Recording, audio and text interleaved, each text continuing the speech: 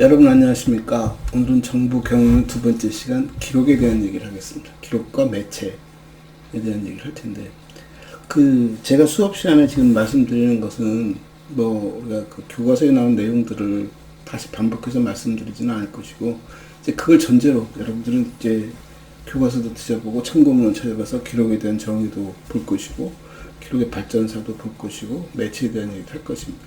근데 굳이 수업 시간에 그 얘기를 다시 반복할 필요는 없을 것 같고, 그와 관련해서 이제 생각할 수 있는 것들, 예측 가능한 것들, 그런 얘기들 중심으로 하겠습니다. 이 수업이 정보 경영론에 관련된 수업이기 때문에 정보라는 차원에서 우리가 지난 시간에 말한 지식과 정보 데이터에 꼽았을 때 그 의미, 가치를 얘기하는 것이고, 결국 그런 것들은 어딘가에 기술되어진 형태, 요즘에 와서는 그 기술의 방법이 굉장히 다양하기 때문에 단지 문자적 그림만 있는 것이 아니라 영상까지도 기록되어질 수 있고, 또 기술 방법에 따라서는 또 굉장히 다양한 형태들이 기록되어질 수 있습니다. 아마 그 상상력은 끝이 없을 거라고 보는데, 그 출발점은 우리가 쉽게 말하면 기록이라고 볼 수 있습니다. 기록이 뭐니? 하는 제목은 그냥 말 그대로 어딘가에 어떤 특정한 매체에 표기되어지는 것들, 표현되어지는 것들은 전부 우리가 기록이라고 할 수 있고, 그 기록이 어떻게 만들어졌을까, 왜 만들어졌을까 하는 것들은 결국 소통에 대한 얘기를 우리가 나누는 것이 아닌가. 소통을 한다는 것은 나만의 생각이라, 나 개인적으로도 내 스스로가 나와 얘기하는 그 시간, 다른 시간대에서 오늘 내 생각을 내일 전달하기 위해서 뭔가 끄적이기도 하고, 또 스스로 약속을 하기도 하고, 무엇인가를 결정해 놓기도 하고, 방법을 쓰기도 해서 언제든지 활용할 수 있게끔 만드는 것도 기록이랄 수 있고, 다른 사람에게 어떤 정보 전달을 전제로 만들어진 것도 기록이라고 할 수 있겠죠. 그럼 그 기록 이전에는 무엇이 있었을까 하면 굉장히 자연스러운, 우리가 지금 지구상에서 할 수 있는 모든 행동들은 다 그 안에 있을 겁니다. 말을 하고 행동을 하고 하는 이 모든 것들이 다 표현되어진 것이고, 그것을 기록이라는 의미가 갖는 것은 시간과 공간으로부터 자유롭고자 하는 의지가 만들어낸 결과물, 일종의 발명품이겠죠. 초기에는 흙에다 끄적거리기도 하고, 조금 더 그 기록의 보존성을 높여서, 흙에 끄적이면 이렇게 손으로 문지르거나 흐트러 버리거나 비가 오거나 바람이 불면 사라지는 것들에 대해서 좀 아쉬움이 남고, 좀 영구히, 아주 영구히까지 고민하는 거지만 거의 그것이 의미 있는 기간 동안은 유지될 수 있는 기록들을 많이 생각했겠죠. 그래서 기록은 결국 약속이 존재하게 되는 것이고, 약속은 소통의 의미를 갖는 것이고, 내가 작대기를 하나 그어두면 그것이 무슨 의미를 갖는지 서로 상호 약속이 필요한 것이고, 그 약속이 이제 발전하면 언어로, 기호로 발전하리라고 봅니다. 그래서 그 출발점의 기록은 인간이 인간답게 살 수 있게 만든 가장 좋은 수단이었고, 좋은 발명품이었다라고 봅니다. 그리고 그런 것들이 이제 파생해내는 것들이 초기의 기록들은 엄청 단순했을 거라고 보고, 그 단순한 기록을 이제 서로 들여다봤겠죠. 그래서 동굴에다가 벽화를 그리는 것도 해석여에 따라서는 우리가 오늘 활동한 결과를 어떻게 남길까, 어떤 축제 같은 분위기, 즐거운 마음에 수확량이 많았을 때, 또는 어떤 공간에 대한 의미, 저길 갔더니 어느 산맥을 들어가고 어느 산골짜기를 갔더니 그곳에는 사슴이 많았더라 하면 그 산골짜기를 이렇게 형상화시켜서 그림을 그리고 그곳에 사슴을 여러 마리 그림으로써 훗날 사람들이 맞아, 저 산골짜기 가면 사슴이 있었지, 내일 다시 가볼까? 그런 어떤 기획도 할 수 있고, 과거의 그 족적을 남길 수도 있고, 미래의 자기 활동 반경을 조절해 줄 수도 있고, 많은 역할들을 합니다. 그 기록들이 그럼 이제 어떻게 계승되어지고 어떻게 전달되어질까, 이제 방법들을 고민하면서 나온 게 우리가 지금 알고 있는 많은 매체들이죠.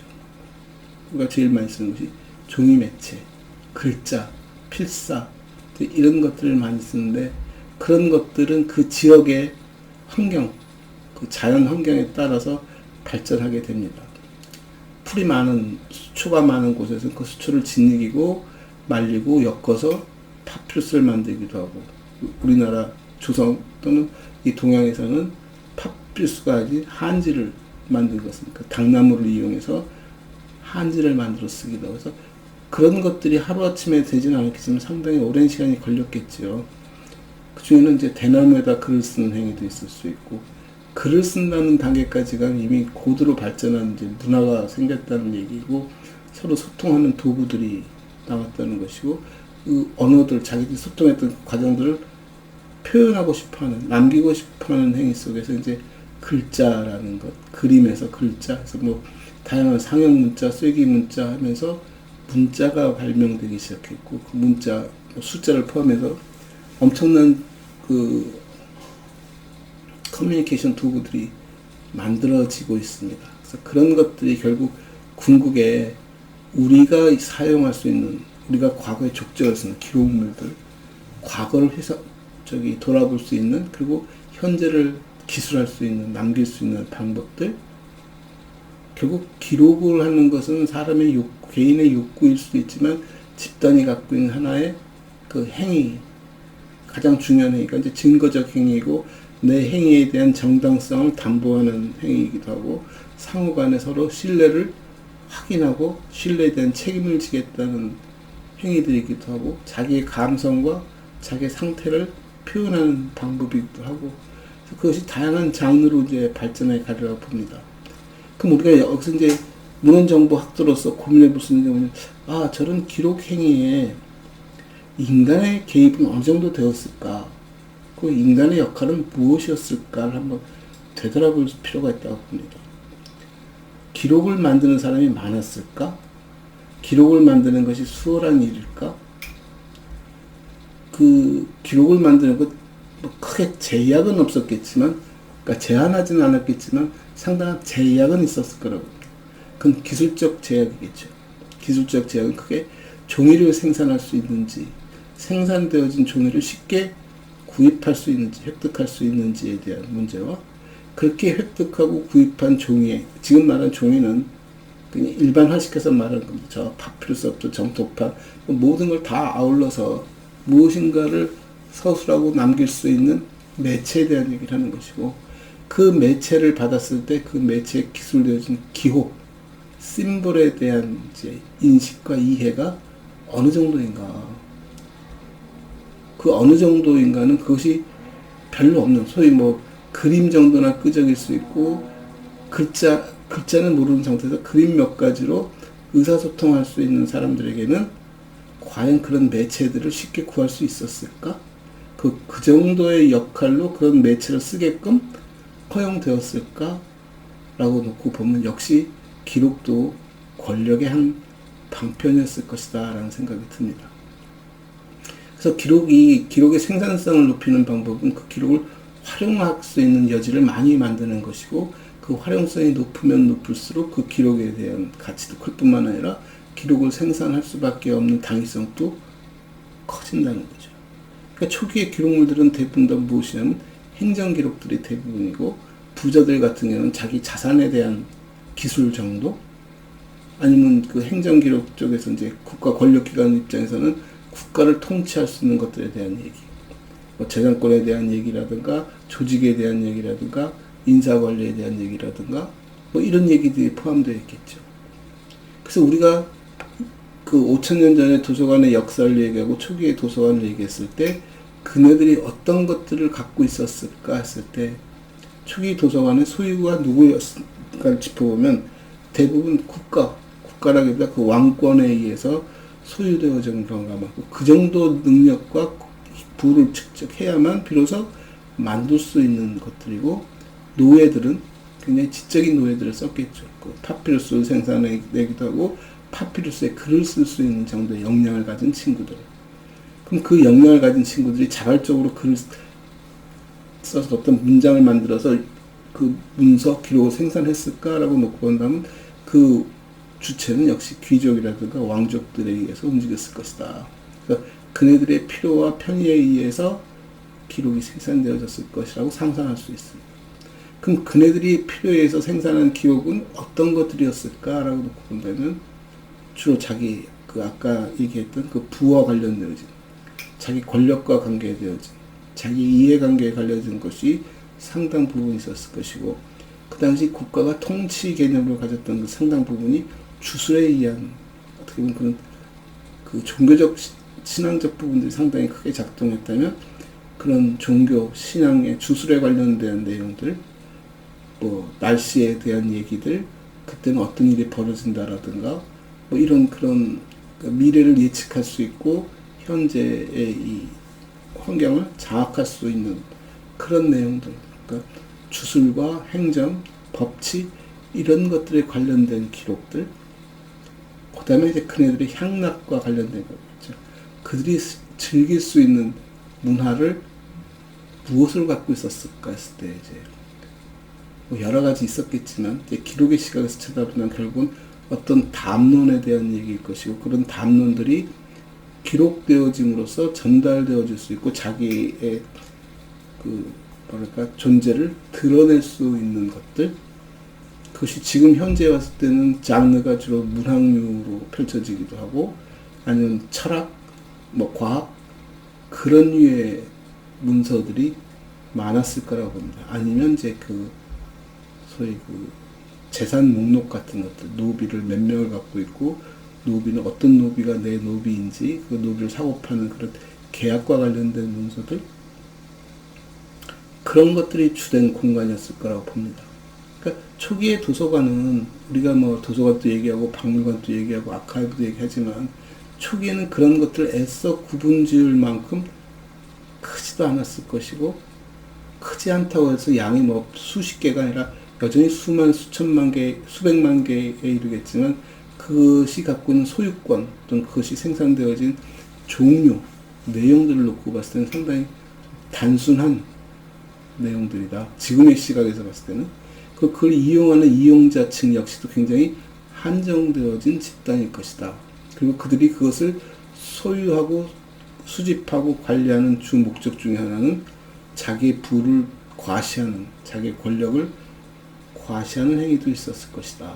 그래서 그런 것들 속에서 기록이라는 것이 이제 표현되어지는 양식이 굉장히 다양해지기 시작합니다. 그러니까 예를 들어 주간이 있으면 주간에는 뭐 우리가 이렇게 쉽게 얘기하면 쓰는 방법론에 대한 얘기죠.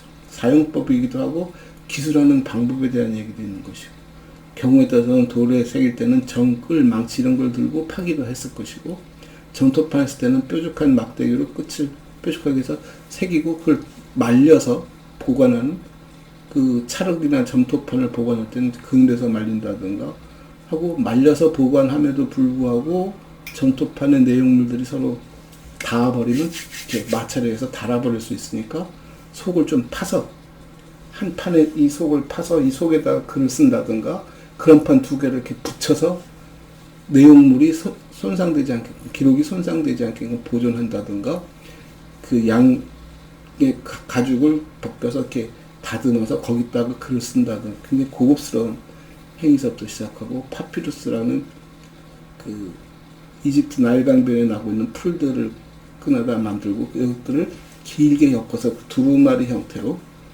보관했다는 것들. 왜냐하면 이것은 풀이기 때문에 접으면 꺾여서 부러지니까 최대한 접지 않는 가장 작은 공간에 보관하는 방법, 이렇게 두루마리 이렇게 막대기에다가 말아서 보관했고, 그 보관하다 보면 집어넣는 박스도 우리가 알고 있는 저런 책꽂이보다 훨씬 좁은 네모 박스에 긴 통에다가 이렇게 밀어 넣었을 것이고, 우리 책을 보면 책에 표지가 보이듯이 그런 스크롤들, 파피루스 스크롤들을 넣었을 때는 보일 수 있는 유일한 공간이 막대기의 이 끝부분일 텐데, 이 끝부분에다가 책의 내용을 기술하는 식으로 해서 책의 위치를 파악하거나 어디에 있는지를 확인하는 작업들도 있었을 것이고, 우리가 상상할 수 있는 것들, 그러니까 그것이 꼭 어떤 특정한 어떤 법칙이 있다기보다 만들어진 그 기록 매체들의 특성과에 따라서 쓰는 필사 도구도 달랐을 것이고, 잉크도 좀 달랐을 것이고,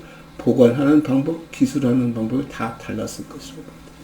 다만 우리가 5,000년 전에 도서관을, 이제 역설적으로 얘기하는, 역설적이라도 이제 결과론적으로 얘기하면 우리가 5,000년 전에 발견했던 공간을 도서관이라고 인식하는 것은 그 안에서 나왔던 것이 그런 많은 책의 무더기, 정보, 지식의 그 어떤 더미들을 발견한 것 더하기 그것에 목록이 있었다라는 얘기를 하면서 그렇기 때문에 도서관이다라고 얘기를 하는데 이 대목에서는 제가 조금 다른 견해를 갖고 있습니다. 다른 견해는 딴 게 아니라 목록과 분류는 굳이 그것이 책이라는 전제 하에만 존재하는 것이 아니라 어느 집단이든지 어느 공간이든지 더미가 많은 무더기가 발생하면 그곳에는 분류와 목록이 자연스럽게 따라붙습니다. 그 더미가 그만한 가치를 갖고 있다면. 근데 그 발견된 더미가 우리가 5,000년 후에, 5,000년까지는 아니지만 5,000년 후에 우리가 갖고 있는 도서관이라는 기능과 거의 유사하기 때문에 우리가 그것을 도서관이라고 명명하지만 아마 그 발견 시점이 그보다 조금 더 나중이라면 차라리 도서관이 아니라고 말할 수도 있습니다. 그 얘기는 도서관이라는 공간, 초기의 도서관은 우리가 아까 말한 대로 아카이브라든가 뭐 이런 모든 것들이 박물 같은 거 포함해서 다 한 자리에 있던 것이 점점 기능 세분화되어지고 기능 세분화되어진 것은 가지고 있는 수장하고 있는 자원의 특성에 따라서 관리 형태가 좀 달라지기 시작하는 거죠. 관리의 편리성에 따라서 소위 기록물들, 우리가 말하는 기록 매체에 무엇인가 기술되어진 것들을 전제로 한 기록의 보존, 아카이브 같은 것들이 생겨나기 시작하고 한쪽은 이제 박물들, 물건이죠. 도자기라든가 뭐 이런 여러 가지 그 당시 어떤 그 유적들 이런 것들이 유물들이 모여서 이것을 박물관 형태로 가는 것이고 그 아카이브 형태는 이제 용도에 따라서 우리가 이걸 어떤 용도로 쓰느냐와 그 보존하고 있는 것이 가치가 어떤 것인가에 따라서 구분되어지는 것이 하나는 주로 증거적 가치라든가 사료적 가치라든가 그래서 보존과 그 관리가 굉장히 중요한 대목의 것들은 아카이브로 가고 활용이 전제되어지 서로 향유하고 공유하고 토론하고 얘기를 나눌 수 있는 그런 공유적 가치가 큰 것들은 소위 도서관이라는 이름으로 모이기 시작했다. 이 모두가 다 이제 우리가 결과적으로 놓고 봤을 때 그렇게 결과되어졌던 것이고 그 과정에서 우리가 발견했던 것은 경우에 따라서는 아카이브라고 해석되어질 수 있고 그냥 박물관이라고 해석되어질 수도 있지 않을까? 그리고 그 분류 목록이 있었다고 해서 그것이 꼭 도서관이다라고 정의한다면 도서관에 대한 정의가 좀 왜곡되었다? 아니 조금 협소하게 정의되어지고 도서관의 가치를 가지고 우리가 협소하게 쳐다봤기 때문에 생긴 부분이다. 그것도 현상학적으로 도서관을 보면서 정의 내려서 나온 문제가 아닐까라고 보는 것이죠. 그 얘기의 뒷받침은 뭐냐면 지금 우리가 도서관을 정의할 때도 보면 굉장히 현상학적 정의를 하고 있습니다. 도서관은 장소와 공간과 사람이 존재하는 유기체다라고 얘기하죠. 유기체란 말로 그 변화의 가능성을, 진화의 모습을 전제하고 담보하고 있음에도 불구하고 공간과 지식 자원에 대한 그 존재성을 부각시키고 있습니다. 그건 현상적 얘기죠. 그리고 어느 집단이나 물리적 자원이 발생하면 공간이 생기는 것은 당연한 것이고 공간이 생기고 자원이 생기면 그것을 관리하기 위한 체제와 관리 방식, 소위 분류나 목록 같은 체제도 요구되어진다는 것은 당연한 것이고 차이점이 있다면 그 수집되어진 축적되어진 자원이 무엇인가에 따라서 우리는 다르게 쳐다볼 수 있는 것이고 그걸 좀 더 세분해 보면 꼭 도서관일까라는 의심도 할 수 있다는 것이고 그래서 도서관에 대한 정의를 그런 현상적인 현상적인 것이 틀렸다는 것은 아니지만 너무 현상적이고 그 기능적인 부분에 붙여서 얘기를 했기 때문에 생기는 문제가 아닐까? 그래서 조금 더 무엇을 개념 정의를 하고 무엇에 대한 것을 설명하려면 그래서 약간 근원적인 부분을 짚는 것이 바람직하겠다. 그 근원적이라는 것은 도서관이라는 공간이 왜 생겼을까와 도서관이라는 공간에서 무슨 일을 하고 있을까와 그런 것들에 대한 메커니즘, 그런 것들에 대한 구조에 대한 이해가 전제될 필요가 있겠다. 결과적으로 모여 있으니까 도서관이라고 명명했지만 왜 모았을까라고 놓고 보면 도서관이 갖고 있는 그 많은 지식 자원은 수단일 수도 있겠다. 그 분류 목록이 수단이듯이 갖고 있는 자원조차도 넓은 의미에서 보면 수단이다. 왜? 미래도 똑같은 일이 벌어지고 있거든요. 지금도 똑같은 일이 벌어지고. 인터넷에 가면 여러분들이 하는 일은 뭐냐면 인터넷이란 큰 플랫폼 속에다가 데이터를 계속 올립니다. 그리고 그 인터넷 속에서 가장 중요한 메커니즘 중에 하나는 검색이라는 검색 엔진이 하나 붙어서 이것이 필요로 하는 모든 데이터를 내게 찾아다 주는 역할을 하고 그 소재를 알려주는 역할을 하는 것이죠. 그건 어느 시스템이든지 시스템이 할 수 있는 가장 적절한 방법이라고 봅니다. 도서관에서도 소장하고 있는 자원들에 대한 그런 검색이 굉장히 의미 있었고 필요했을 것이고 누군가의 도움이 필요했을 시대도 있었고 기계적으로 작동한 시대도 있을 수 있고 그건 이제 시간의 변화에서 계속 변해가는 것들이지만 변하지 않는 그 무엇이 도서관을 유지했다면 그게 무엇이었을까? 21세기에서 변하지 않은 것, 변하는 것을 찾아보니까 소장하고 있는 자원조차도 변하더라. 그 소장의 개념도 상당히 흔들려 버리더라. 한다면 우리가 5,000년 역사 속에서 도서관이 소장하고 있었다는 것에 대한 개념을 그렇게 크게 가질 필요 없다. 소장할 수밖에 없었던 환경적 요인이 있었던 것이고 지금 소장하지 않아도 되는 환경적 요인이 발생했다면 이것은 수단으로서 작동하는 것이고 그럼 그 이전 단계에는 무엇이 있었을까? 서비스가 있었겠죠. 결국 서비스를 최적화하기 위해서 하나의 공간에 모으기 시작했고 모인 내용들을 체계적으로 관리를 할 수 있었다. 그럼 그 당시에 도서관은 무슨 일을 했니와 지금의 도서관은 무슨 일을 할까와 미래 도서관은 어떻게 될까를 놓고 보면 보다 더 설득력 있지 않을까라고 놓고 보는 거죠. 그래서 기록이라는 것들이 생성되어지고 현재까지도 진화하는 과정 속에서 놓고 본다면 기록은 수단입니다. 우리가 서로 소통하고 알리고 전달하기 수단이고 그 인간의 욕구는 어떻게 하면 소리를 전달할 수 없을까? 어떻게 하면 내 이 동작을 전달할 수 없을까? 어떻게 하면 내 감정을 전달할 수 없을까? 우리가 AI라는 얘기를 하고 로봇이라는 말을 할 때 중요한 것은 내 동작과 내 소리를 전달하는 것을 넘어서서 무엇을 전달하고 싶으니 그러면은 쉽게 얘기하면 아바타를 통해서 나의 감정을 나의 상태를 나의 포괄적인 상태를 어느 내가 의도한 어떤 한 순간과 한 공간에 대한 얘기가 아니라 나의 상태 전체를 아바타를 통해서 전달하는 거죠. 프로그래머가 그 러닝 프로세스를 집어넣어서 학습할 수 있는 기계를 만들었다 할 때 그 학습의 과정은 보편적인 인간의 학습의 과정을 닮을 것 같지만 결국 그가 습득하고 있는 데이터가 무엇이냐 그가 처해 있는 환경이 무엇이냐에 따라서 이 친구는 이 AI 로봇은 나처럼 생각할 거라는 얘기예요. 그 생산한 어떤 특정인이 아니라 그 집단처럼 생각할 것이고 그 민족처럼 생각할 것이고 그 국가의 언어, 그 국가의 이상과 가치관을 가지고 설명할 거라고 봅니다. 그렇지 않다면 소위 말하는 굉장히 큰 대승적인 차원에서 신적인 존재에서 옳고 그름을 가리는 역할을 하게 될 텐데 그 가치 기준을 누가 만들어주지?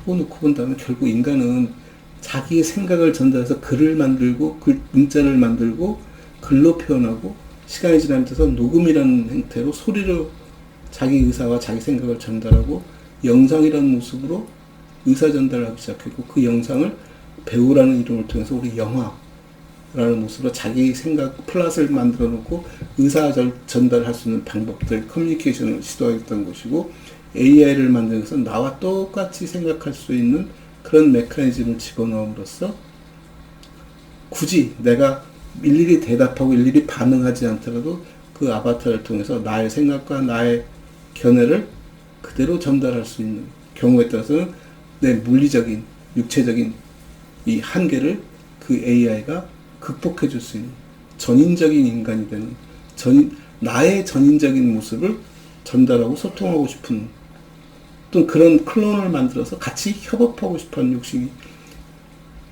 발현되어서 나왔다고 본다면 그 역시 저는 기록의 행위라고 봅니다.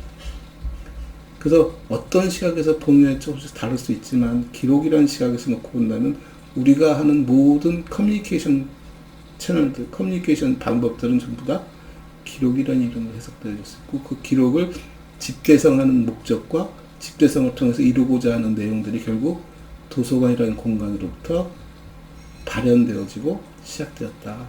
그래서 기록은 도서관이라는 어떤 그 한 공간에 함몰해서 얘기를 하자는 건 아니지만, 상징적으로 도서관이라는 공간이 표현해낼 수 있는, 도서관이라는 공간을 통해서 우리가 이루고자 하는 결과를 가장 잘 드러내줄 수 있는